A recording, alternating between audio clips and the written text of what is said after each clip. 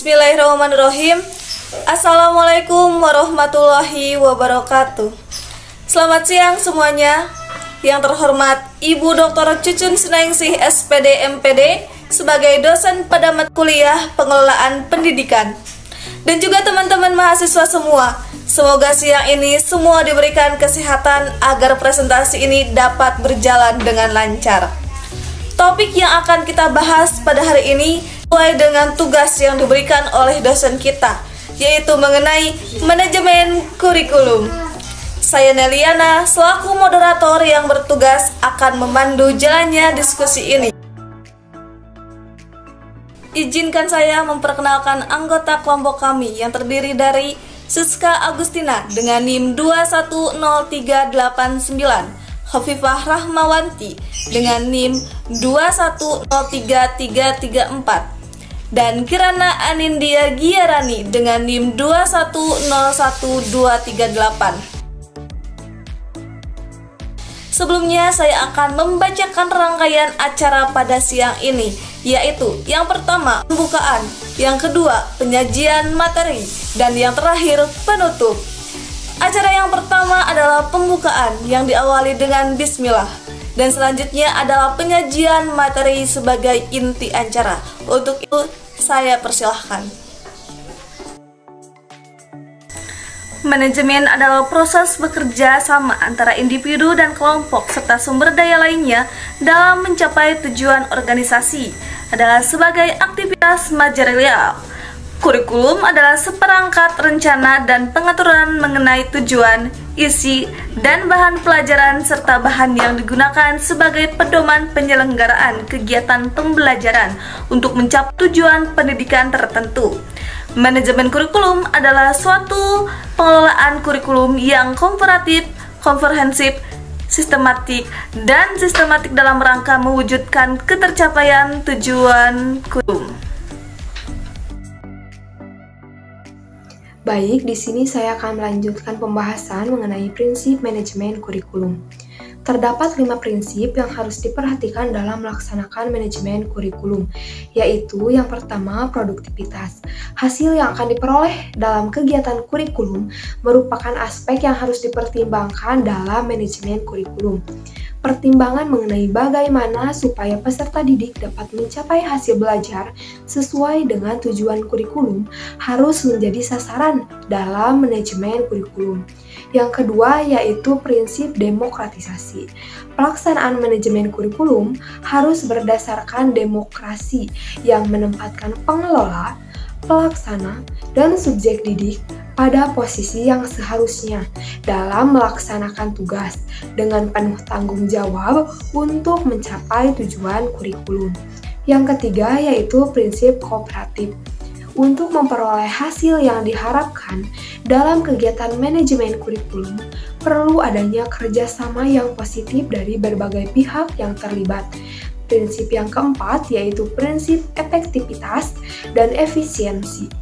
Rangkaian kegiatan manajemen kurikulum harus mempertimbangkan efektivitas dan efisiensi untuk mencapai tujuan kurikulum, sehingga kegiatan manajemen kurikulum tersebut mampu memberikan hasil yang berguna dengan biaya, tenaga, dan waktu yang relatif singkat.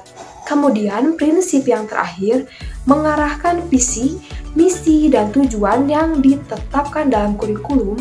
Proses manajemen kurikulum ini harus dapat memperkuat dan mengarahkan visi, misi, dan tujuan kurikulum tersebut. Sekian pembahasan mengenai prinsip manajemen kurikulum. Selanjutnya, fungsi manajemen kurikulum. Yang pertama, meningkatkan efisiensi pemanfaatan sumber daya kurikulum. Pemberdayaan sumber maupun komponen kurikulum dapat ditingkatkan melalui pengelolaan yang terencana dan efektif. Yang kedua, meningkatkan keadilan atau equity dan kesempatan pada siswa untuk mencapai hasil yang maksimal. Kemampuan yang maksimal dapat dicapai peserta didik tidak hanya melalui kegiatan intrakurikuler, tetapi juga perlu melalui kegiatan ekstra dan kurikuler yang dikelola secara integritas dan mencapai tujuan kurikulum. Yang ketiga, meningkatkan relevansi dan efektivitas pembelajaran sesuai dengan kebutuhan peserta didik dan lingkungan sekitar peserta didik. Kurikulum yang dikelola secara efektif dapat memberi kesempatan dan hasil yang relevan dengan kebutuhan peserta didik juga lingkungan sekitar. Yang keempat, meningkatkan efektivitas kinerja guru maupun aktivitas siswa dalam mencapai tujuan pembelajaran. Pengelolaan kurikulum yang profesional, efektif, dan terpadu dapat memberi motivasi pada kinerja guru maupun aktivitas siswa dalam belajar. Yang kelima, meningkatkan efisiensi dan efektivitas proses belajar mengajar. Proses pembelajaran selalu dipantau dalam rangka melihat konsistensi antara desain yang telah direncanakan dengan pelaksanaan pembelajaran. Dengan demikian, ketidaksesuaian antara desain dengan implementasi dapat dihindarkan. Di samping itu, guru maupun siswa selalu termotivasi untuk melaksanakan pembelajaran yang efektif dan efisien.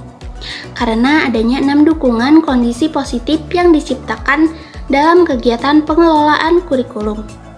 Yang terakhir, meningkatkan partisipasi masyarakat untuk membantu pengembangan kurikulum. Kurikulum yang dikelola secara profesional akan melibatkan masyarakat, khususnya dalam mengisi bahan ajar atau sumber belajar perlu disesuaikan dengan ciri khas dan kebutuhan pengembangan daerah setempat. Baik, di sini saya akan memaparkan mengenai masalah kurikulum di Indonesia. Pada penyusunan kurikulum pendidikan di Indonesia selalu berujung menjadi sebuah polemik, apalagi jika kurikulum yang telah dirancang tidak dapat diimplementasikan dengan baik. Banyak sekali masalah-masalah kurikulum dan pendidikan yang terjadi di Indonesia. Masalah-masalah ini berdampak terhadap proses pembelajaran dan pendidikan di Indonesia. Masalah-masalah tersebut terjadi karena beberapa faktor, yaitu faktor guru, faktor masyarakat, biaya, kepala sekolah, dan juga birokrasi. Masalah pada guru yaitu guru di Indonesia seringkali kurang berpartisipasi dalam pengembangan kurikulum. Hal tersebut disebabkan karena kurangnya waktu, kekurangan kesesuaian pendapat, baik sesama guru, kepala sekolah, dan administrator karena kemampuan dan pengetahuan dari guru itu sendiri. Lalu, dukungan masyarakat sangat dibutuhkan dalam pengembangan kurikulum, baik dalam pembiayaan maupun dalam memberikan umpan balik terhadap sistem pendidikan atau kurikulum yang sedang berjalan.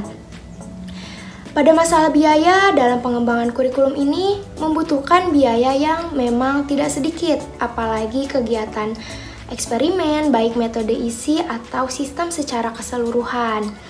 Lalu masalah pada kepala sekolah yaitu ketika kepala sekolah tidak mempunyai latar belakang masalah yang mendalam mengenai teori dan praktek kurikulum, karena memang pada dasarnya seharusnya kepala sekolah mempunyai latar belakang mendalam tentang teori dan juga praktek mengenai kurikulum. Kepala sekolah ini menjadi sebuah peranan penting dalam proses pengembangan kurikulum.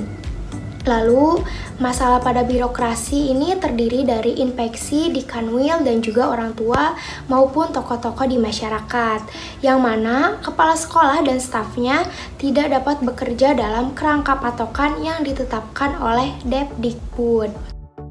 Selain itu, kurikulum di Indonesia ini juga terlalu kompleks, sehingga siswa akan terbebani dengan segudang materi yang harus ia kuasai, sehingga mengakibatkan siswa tidak akan bisa memahami materi secara keseluruhan. Dengan hal tersebut, guru akan menjadi terbebani karena pencapaian target materi yang terlalu banyak. Sekalipun masih banyak siswa yang mengalami kesulitan, guru harus tetap melanjutkan materi. Hal ini tidak sesuai dengan peran-peran guru. Baik, saya akhiri diskusi kelompok kami pada hari ini. Terima kasih kepada para peserta yang telah ikut berpartisipasi aktif dalam kegiatan ini. Semoga materi yang disampaikan oleh kelompok kami bisa bermanfaat untuk kita semua. Wassalamualaikum warahmatullahi wabarakatuh.